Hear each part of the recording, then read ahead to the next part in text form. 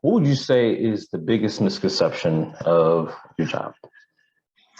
Of that, yeah. So I think founding the nonprofit, was I used to compare it to like seeing an iceberg above the surface of the water. They say maybe like 10% is above the surface, but if you could go down below, you would see what was really down there. And so I think I quit my job and jumped into that, seeing the 10%, and then, in 10 years got to go under and see it all. And so, but I think a couple misconceptions that I thought of in being the founder of a nonprofit specifically, since we worked with children from 4th to 12th grade, I think a lot of people assumed that I personally spent a lot of time with the kids. And, there was some flexibility where I probably could have spent more time with the kids if I chose to do that. But the founder and the executive director, the founder, the person that's really having to create and get it off the ground, doesn't typically have the liberty of doing a lot of the on the ground work with the children. So, so that's why, I hired a staff and built out a team, but I think that was a misconception, was that I started something for youth that people thought I was with the youth all the time, and I was more at a computer and having meetings and stuff like that. And then the second thing I wrote down is, occasionally, not a lot, but a lot of people think because of that, I have an entrepreneurial bent. And what I've learned about myself, especially after marrying Jamal, who really does have an entrepreneurial bent, is that there's a difference between starting a nonprofit, especially with the partnership of a large mega church that offers a lot of money from the jump. There's a difference between that and then a for-profit where an entrepreneur is really going out and risking a lot. And I don't really have that risky, I'm going to put my, my own money and time and effort and, things into something that then to, I guess, work for the profit. On this side, I had to raise the money, and that was risky, but it just didn't feel quite as personally risky as now where my husband is in starting his small business. But I support him, and it's going well, but I've just learned that there is a difference when people used to say that I was an entrepreneur, or that maybe I could do this or this or this in the future, that's not quite the same thing as people who start for-profit businesses. Maybe saying was just, there was a lot of misconception that our organization, that the term mentoring always refers to like academic achievement or success. And that was a big part of our hope for the kids in South Dallas. But it definitely wasn't our like only focus or our only goal, is that we would mentor kids to graduate from high school or to get to college. That was a part of it, but our organization was just very, or tried to be at least, very holistic, and we weren't just about like school and academics. That was just a part of it.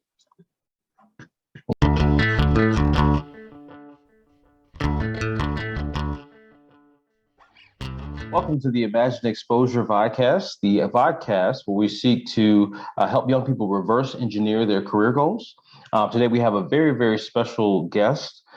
This particular guest, and I've been able to, I used to work with her organization she started called Champions of Hope. This was several years ago in Dallas, Texas.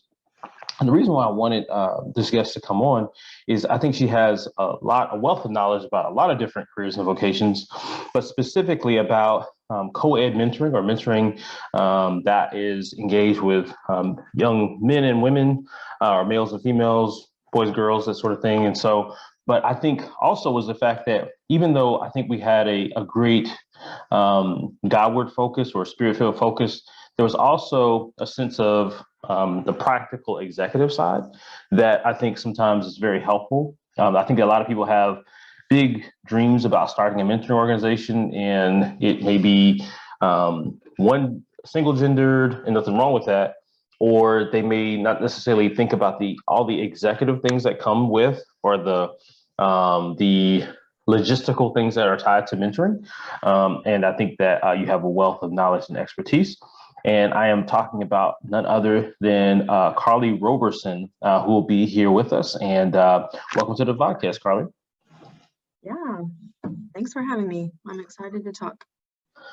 Awesome. My first question is, who are you and how do you define yourself? Yeah, that's a great question. I'm Carly Roberson. As you mentioned, I was Carly Pickens for about 34 years, and then I got married to Jamal about 6 years ago, and we have a 4-year-old daughter, Naomi, and a 2-year-old, very energetic son named William. And yeah, how do I define myself? Well, I'm a believer in Jesus Christ, and I try to follow him. And then, I'm Jamal's wife, and I'm a mom, and I've actually been in the the workforce since I was about 14 or 15 years old in a family business. So I've worn lots of different hats. Like you mentioned, we'll probably focus more today on what I did for about 12 years and running the mentorship program. But yeah, I think that probably kind of sums up the big picture stuff. And I'm in Dallas, Texas. As you mentioned, I actually grew up in a very, very, very rural community, small town, about 2 hours from Kansas City in central Missouri. But I've been in Dallas since 2005. 2005, yeah, when I came here for a job. Did not know that I would continue to be here for 15, 16, however many years that is. But yeah, so we still live in South Dallas, the community where I started Champions of Hope, the mentorship program. Oh, and I didn't even know that you or your family had a family business. I didn't know that. My family as well, and so I never knew that. Okay. Well, Awesome. it was my uncle. My mom's brother had a used car lot. Mm-hmm. So actually, we were just shopping for a used car this week. Yeah. So brought back a lot of memories. But yeah, I started working. I might have been even 12 or 13 when I would go in on Saturday mornings and just like help answer the phone or, kind of hold down the office while my uncle and cousin were outside showing people cars and stuff like that. So. Awesome. Okay. What is your story as it pertains to work and vocation? Yeah, well, that's actually really where it starts, I suppose. And it has just been in the past probably in the past year that I realized how significant that was, that experience of just, being trusted and given responsibility, even if it was just a couple hours on a Saturday for a couple months in the summer, while I was in high school. But that definitely would have been the beginning of working. I wasn't in a position where my parents needed me to provide money for like our household or anything like that. But I was just able to make, I don't know what I was making, $5 an hour, $10 an hour, I'm not sure. Just for myself. By the time I was 15 or 16, then I had to buy my own car and stuff like that. But so I did that. And then I also remember working, again, this is a town of like 1,500 people, definitely a very small town. I worked at another kind of family restaurant that was across the street from the car lot. At one point in the summer, I became a lifeguard. I was a certified lifeguard when I was 15. I worked as a lifeguard in the summers and then on the campus at the University of Missouri. And there was something else. Oh, I worked at Walmart, I know, at one point in high school.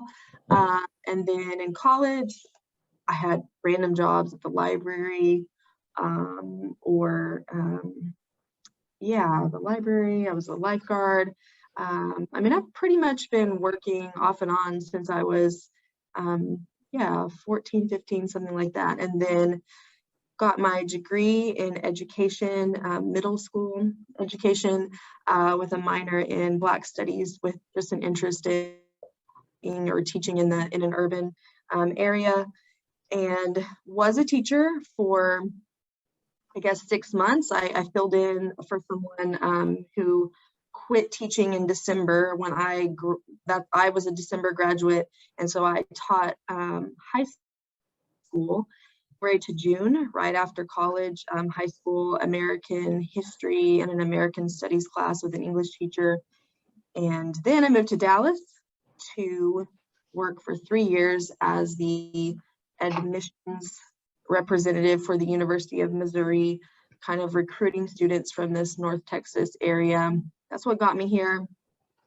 That's when I got involved in South Dallas through the Village Church and their partnership with Cornerstone, and then decided to leave that position with the University of Missouri to found and begin the nonprofit Champions of Hope. And so that was 2008, yes. So that kind of began what was definitely the longest position and career and vocational experience for about 12 years running that organization. So, yeah. Okay. What would you say is the biggest misconception of your job? Of that, so I think founding the nonprofit, was, I used to compare it to like seeing an iceberg above the surface of the water. They say maybe like 10% is above the surface, but if you could go down below, you would see what was really down there. And so I think I quit my job and jumped into that, seeing the 10%, and then, in 10 years got to go under and see it all. And so, but I think a couple misconceptions that I thought of in being the founder of a nonprofit specifically, since we worked with children from 4th to 12th grade, I think a lot of people assumed that I personally spent a lot of time with the kids. And, there was some flexibility where I probably could have spent more time with the kids if I chose to do that. But the founder and the executive director, the founder, the person that's really having to create and get it off the ground, doesn't typically have the liberty of doing a lot of the on the ground work with the children. So, so that's why, I hired a staff and built out a team, but I think that was a misconception, was that I started something for youth, that people thought I was with the youth all the time, and I was more at a computer and having meetings and stuff like that. And then the second thing I wrote down is, occasionally, not a lot, but a lot of people think because of that, I have an entrepreneurial bent. And what I've learned about myself, especially after marrying Jamal, who really does have an entrepreneurial bent, is that there's a difference between starting a nonprofit, especially with the partnership of a large mega church that offers a lot of money from the jump.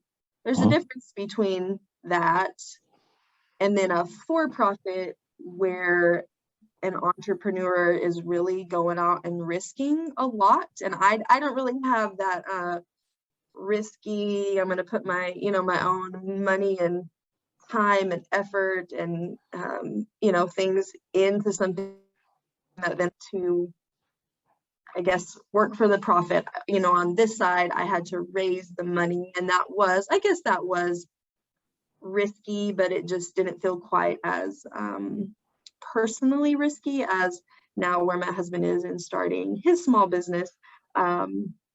But I support him, and it's going well, but I've just learned that there is a difference when people used to say that I was an entrepreneur, or that maybe I could do this or this or this in the future, that's not quite the same thing as people who start for-profit businesses maybe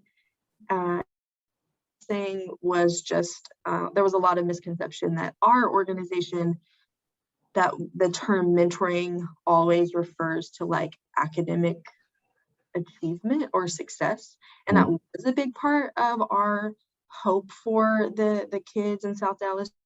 But it definitely wasn't our like only focus or our only goal, is that we would mentor kids to graduate from high school or to get to college. That was a part of it, but our organization was just very, or tried to be at least, very holistic, and we weren't just about like school and academics. That was just a part of it. Okay. And I think there's a lot even there in the sense of being able to dissect the difference between nonprofit entrepreneurship and for-profit entrepreneurship, kind of the partnership angle. There's a lot there. And so thanks for sharing that. Who would you say are the people in your vocational story and which you're most grateful for? It could be places, it could be other things, but just what are you most grateful for?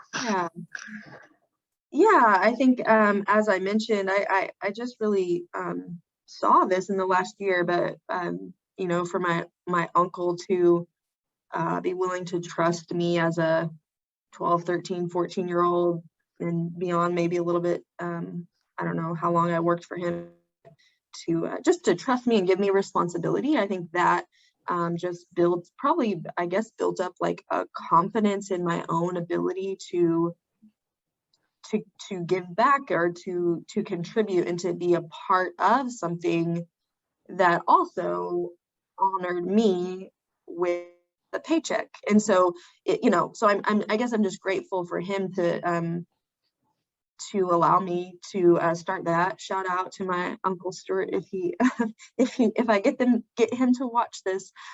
He let me he let me learn and figure things out. He let me help with the paperwork on when people bought a car, and handle money, and maybe make deposit slips and stuff like that. And so for any adults out there that have the ability to hire someone at youth or beyond in kind of their first steps, just like trusting them to do that, so they can learn and recognize kind of that that give and take of having value to add to something, and then being honored with the pay for that. And so that would be my uncle. And then as I founded the organization, the village church and several pastors and people on staff there were really encouraging and letting me go do that.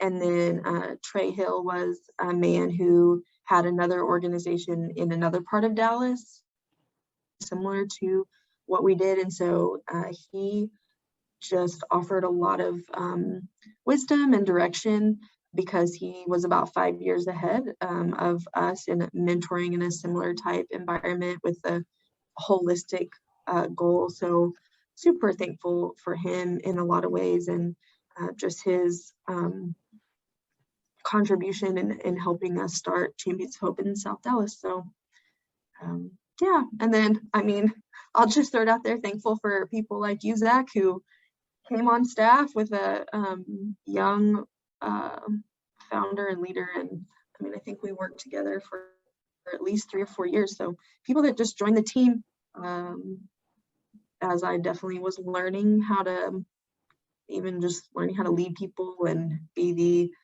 the employer, I suppose. And then, an organization that was kind of always growing and changing, because we were growing and changing with kids as they got older as well. So. To that point, in terms of personal, like I'm thankful for you as well. That's, definitely for being able to work at Champions Hope, but also what you're doing right now. And I think providing that insight to the next generation, because you never know who sees this and who may be inspired. How would you say your childhood passions as a kid prepare you for your adult career choice? Yeah, I think I probably have a little bit more general answer than like specific passions. I was really just always pretty passionate about learning and school in general.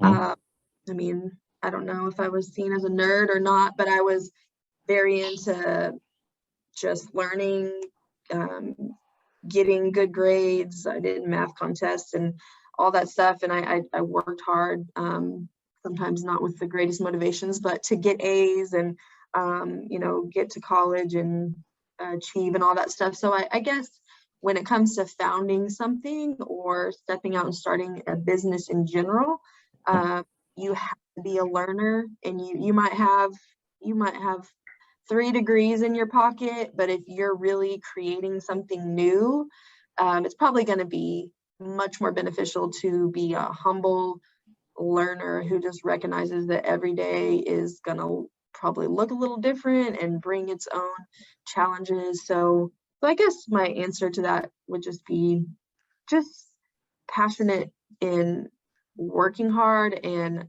understanding that, just pursuing new things and wanting to learn and take on new challenges. I think that was probably something that I kind of always had in me as a child and growing up. So that definitely transferred to starting something that had to do a lot of just wear a lot of different hats and create a lot of different things. There's a pretty prominent, and I think we may have had this conversation past, Dr. Angela Duckworth. She talks about growth mindset. Taking on new challenges it's a very similar kind of concept. And is this grit? Grit, yes. Okay. It's the same. I literally still have your book, Grit, with all of your tabs in. I rid my bookshelf regularly of books that I just need to take to half price books and get rid of, but I have not gotten rid of that one. Yes. I haven't fully read it either, but okay. It's a cool TED Talk and all that good stuff. Yeah. Let's see. How would you explain your profession or what you do as a professional in one sentence? And then how would you explain it in one word? This is about the economy of words. Yeah, this one was difficult. So my sentence was simply, I created and grew a mentoring nonprofit. That's a pretty short sentence, but I think creating that's a lot of stuff. So my word was create. And at the time, when I was in the organization, I didn't think of it in those terms, but I wasn't reinventing the wheel completely, but we were trying to focus specifically on a community that has its own history and its own culture and its own, positives and negatives. So it kind of was, I guess, sort of creating something pretty unique because we wanted to focus on one specific part of Dallas. So yeah, create. Awesome. All right. What do you love the most about your job? Yeah, I think what I loved was just the new challenges. Maybe not every single day, but at least every week, whether it was the new challenge of a new grant application that I had, never answered questions before, or as you know, Zach, maybe just situations with some of the kids that we worked with, or maybe a mentor, let us know that they were moving away to Boston in a month and, they couldn't continue to mentor this kid, or just the different life experiences that we went through with a lot of the kids. So yeah, I think just that there was new challenges, and that required just problem solving or solution creating, and that's not everybody's personality to want to see that every day.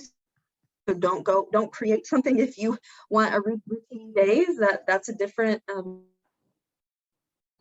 But yeah, it just. I think I probably didn't realize it always at the time, but that's what I really loved the most. What would you say were the biggest challenges during that time period? Yeah, I personally didn't love fundraising, and that sometimes was easier than others. But I think with a nonprofit, fundraising is necessary part of it. I won't say necessary evil, because I don't necessarily think it's evil, but it was a necessary function that I just that I just didn't love to do. And then with that, just to be frank, I'm trying to stop saying but maintaining the integrity of your mission, when you kind of know or get a hunch that there's money that could come from here or here or here if you just tweaked your mission a little bit, or if you just left this part of your mission out in this presentation for these people, or in this grant application for these people. I think that just became even more challenging the longer I ran the nonprofit in Dallas specifically, just kind of noticing the way the winds blow at certain times, and just kind of, like I said, knowing or having a good idea that doing things a certain way or saying things a certain way would bring more money in the door, which was necessary to get the money. But maintaining, I think there's actually a term for it in the nonprofit world, but mission drift, I suppose, which can happen for many reasons. But so, yeah, I would say just the integrity of what the mission the organization has decided the mission is. I don't think there's anything wrong with changing a mission as you grow, but obviously changing things just for the sake of making money, in my experience and what I was trying to do, was something that I just had to learn to fight against. What steps must a person accomplish to either become certified or respected in your profession, what you do? Yeah, so I would say if we're talking about the profession, where my experience was being a founding executive director, or probably just an executive director of a nonprofit in general, I'm not sure that there's definitely not any certification, but I would say being respected. You want to be respected by people outside your organization, and you also want to be respected by your employees, your staff, whoever you're working with. And so I think just consistency, integrity, and hard work is really just the foundation of that respect. Executive directors I don't have a business degree. Would have been helpful in a few ways, but my degree was in education. I don't, executive directors don't need any specific backgrounds, but I think integrity, consistency, and hard work are probably needed in any position as an ED. Okay. How does a person negotiate salary or the value of their services in this career choice? And I think even like this question, just kind of backstory, I think this actually started with some of the side conversations, amongst the staff when I remember working at Champions and, just being in South Dallas and things like that, was just specifically in communities of color. This is generally a conversation that's not often had. I think, I did not just put words in your mouth, but just, I know we've had different conversations, things like that. And that's why I wanted to purposely include it within these conversations, because it's like the power of social media and digital platforms is that communities of color can now have access to these type of conversations. So going back to the question, how does a person negotiate salary or the value of services in this career choice? Yeah. So, it's interesting. It wasn't until I was running the organization and hiring people myself that negotiating salary ever really came up for me. Or I probably shouldn't say I had no concept of it or no idea that people could do that or did that. but it was someone that I offered a position to that kind of came back with a request of a little bit more of a salary that, at least in my memory, that's really kind of the first time negotiating a salary came into my concept of life. Obviously, I went to school to be a teacher, so I probably never really expected to be able to negotiate a salary. Schools just kind of do their thing, or at least public schools. But so I'll answer that. I think the person that did that definitely approached it in what I would say is the appropriate way, or I felt like it was. They waited until after they were offered a position and a salary was offered. And then I believe it was in an email, but just kind of came back and, was thankful for the offer, reiterated their wanting to work for the organization, and then just kind of explained why I think they were maybe still in school, doing some part-time school work or something at the time, and just said, hey, it would just be really helpful with my, expenses with school if I could get paid a little bit closer to this. And so I guess the general advice would be, I wouldn't ever, at least in my experience and knowledge, there might be all kinds of other industries that do things different, but I would wait until you're offered a position and then, just be thankful and kind in that conversation or that email. And then you don't even necessarily have to give an explanation of what your expenses are. That that's not necessary, but then just ask. And I mean, I've been in some positions since leaving the organization where, I think it's just important to just be honest and don't, if you really can't take the job unless you're paid this, if that's true, then you could say that, like, hey, I couldn't. But if that's not true, don't kind of put that out there like, oh, I need this much money or I can't do it, unless that really is true. But maybe your personal finances, if that would be something that would need, if that's true, then say it. But I would, so then I will speak from my own experience as a founder, I guess, just really briefly. That when you have a board that decides your salary, but you are the founder, and typically if you're a founder, I would say you should be on the board, you should be given a seat at that table. So I did approach some things in that setting as well, where I think there were many times, year after year after year, that the board of Champions of Hope just honestly, I think they just never even thought about it. Any sort of raise for me. So I think there was at least one point towards the last couple of years where I did just bring that to the table myself, especially as we talked about any plan for transitioning out, and then was a discussion about what we would pay a future person. And then just in that discussion, it seemed appropriate for me to say, oh, okay, well, if we would pay the next person, then are we working with the same values in how I'm paid right now? And a lot of the board members, honestly, there's probably 6 or 7, probably couldn't even have told you off the top of their head what I was paid, or the last time they even talked about giving me a raise. So it was just a matter of, it hadn't been brought up.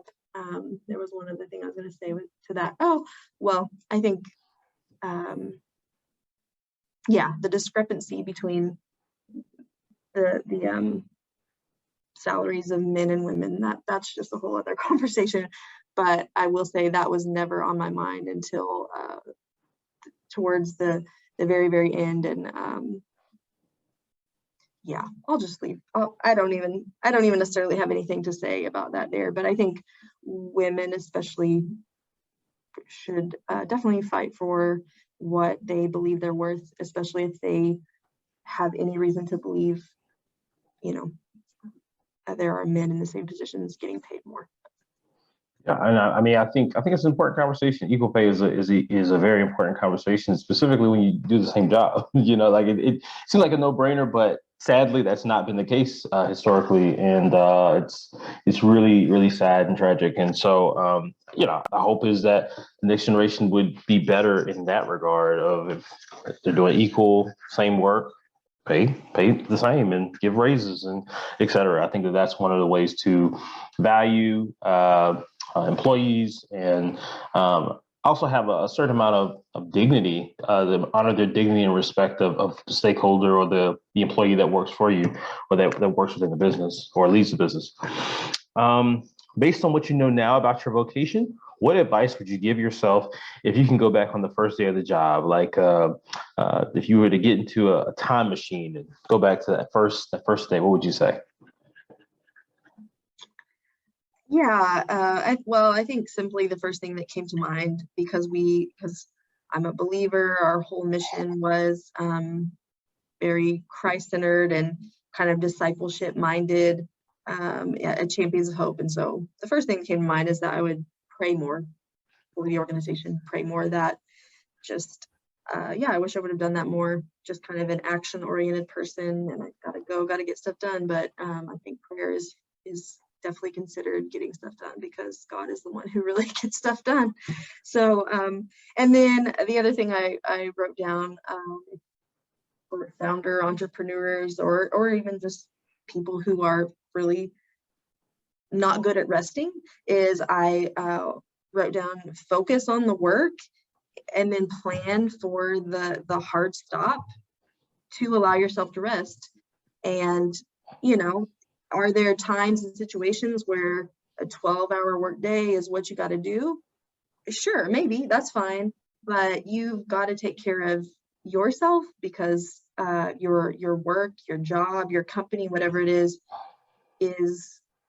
that's going to be better off if you take care of your own physical, mental, spiritual well-being. And so, focus on the work when it's time, and then cut it off, and learn to even not let your mind, go back into work things for the last 2 hours of the day, or all day Saturday, or all day Sunday, whatever it, is getting you enough rest to just take care of yourself. I think that's, important.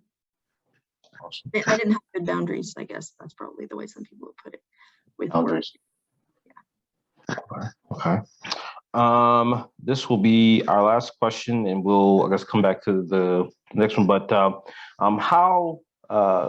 what is your advice in terms of transitioning? The way the question is framed, but because you're no longer in that role, but the question is framed: how do you prepare to one day transition from this role into in-game retirement? But what are your thoughts on retirement or transition planning? Yeah, man, I have a lot of I don't have anything quality to contribute to that, because I only have really that one experience. And my story is basically I thought that even after I had my first child, I would want to come back and keep on running full time. And I came back after maternity leave and was just like, oh, okay. It wasn't even so much that I didn't want to. It was, maybe like my spirit was willing to work that full time, run Champions of Hope, and be a mom also. The spirit was willing, but my foot, it was just hard. And it was really hard for me to have the mental bandwidth to, a lot of people used to say, Champions of Hope was my baby, whatever. I didn't put it that way, but it was like I created it. But so then once I had a child, I mean, we know we have physical capacity levels that I can only lift so much weight. Well, I think we have mental capacity as well. So and I can have a lot of plates spinning in the air, but to be able to focus hard on being a mom or this organization that I want to and was so used to for 10 years being super passionate about, I could not figure out how to do both. And so we didn't really have a great transition plan at that point. And it really took me several weeks to really formulate the fact that I could not, or I didn't want to stay and continue working full time. And so, and of course, I mean, I'm 40, but I'm not anywhere near retirement, so I can't really speak to that. But I would say a transition plan,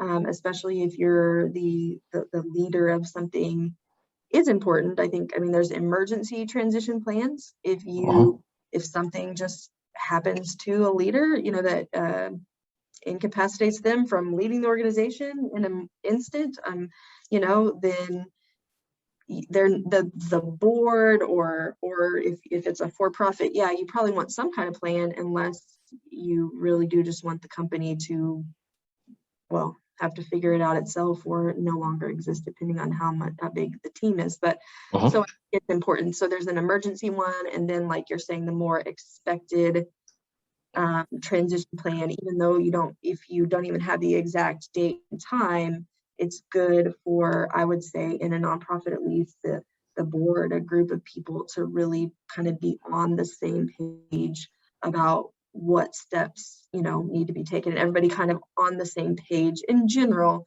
about what that plan will look like. Is that awesome? No. I mean, there should be a cohesion. There should be a ability to communicate what that plan is. That there's, I think, a vision that's bigger than even the financial side, the emergency side. So I think we can pull that together based on what you said. So absolutely. All right. Well, that's our last official question for this podcast. But are there any other final thoughts, things that we didn't get to, and ways that someone may be able to reach, maybe an email or something like that? What are some final thoughts that you may have? Well, I was going to tell you, I do have the countdown and You do? Yeah, I was not looking at the right thing at the time, but I can do that part. Okay, yeah, let's do it. Okay, yeah, I wanted to honor that. No, I figured out later that it wasn't just being sent in. So. Oh yeah. So what we do with all of our guests is called the Cultivate Countdown. And the thought process is we would have 2 memes for each guest. And the first meme kind of summarizes the essentials, if you will. There's no way you can boil down everything you did in like 2 steps, 3 steps, whatever. But it is a good way to say, there is a perception of what you should do, but then a practitioner can tell you, okay, this is what I actually had to do. And so the Cultivate Countdown is that for each of the different guests that we have on. And so for hopefully over 101 guests, we can have this for you. And so this is called the Cultivate Countdown. What would you say are some of the essentials to perform your task well? Yeah, and mine are kind of general. If you want me to send in anything more specific, but I had already mentioned being a humble learner. Building something, you do not know it all, and you don't have it all. You're going to have to learn. Work hard and rest well. Work hard for your mission and your company, your organization. Rest well to take care of yourself so you can keep working hard. And then just take one day at a time and move that ball forward the best that you can. I guess that's a ball analogy. Just move the ball forward. Maybe you moved it 1 yard, maybe you moved it 25 yards one day, but you just got to wake up and move the ball forward every day. I actually think it was a mentor that said that about mentoring. Even we just move the ball forward, but I think it definitely applies to the role I had, and probably hopefully others as well. And it's very important. I think sometimes we can get into the fluff of something or the big vision of something, and it can just get lost. Being consistent, showing up every day, one day at a time, and it's just like, that's or if you keep to-do lists and tasks or goals, SMART goals. Zach taught me that. You got goals, like that's great. Like do that, plan for that, but don't be discouraged when curveballs are just thrown in that. You got half of step 1 done in your 12-hour day and not any of the rest. Like it's okay. Tomorrow and you'll go at it again. Move it down the field. What is your motivational quote? If you had a quote that you would want to be attached to your meme, Carly Roberson, your motivational quote is? Yeah, it's kind of kind of a summary, a summary of all that, but get up, work hard, rest well, repeat, and his mercies are new every morning. Awesome. Love it. All right. Any final thoughts? I'm not sure. I believe we were created to work and give back, and whether that's, showing up somewhere that you don't really necessarily enjoy every day, but that's what you got for that season of your life. Work hard, and don't attach your identity to any job or any vocation or any position or any salary even that you're offered. You know, it's not our identity, but it is, I think, something that we're called to do, and it helps shape our character and who we are, to have responsibilities and hopefully be compensated for those. I think that's what work really is. I'm sure Zach has read a lot more of the books on that than I have. I think work is good, and then I think being able to let yourself rest is good as well. And that's something that I've had to learn, that I wasn't created to just go and go and go and go and go and go. You have to chill, and you have, I don't know if I would say you have a right to do that, but you do. It's necessary to take care of yourself, and sometimes that means letting yourself not be checking things off of a list, even if it's just your tasks at home or whatever. So. All right. Well, Carly, thank you so very, very much for giving your knowledge, wisdom, expertise to the viewer, and hopefully will leave an impact. I know it will leave an impact, but thank you so much for what you've done. Yeah, thank you for having me. All right. Have a good one. You too.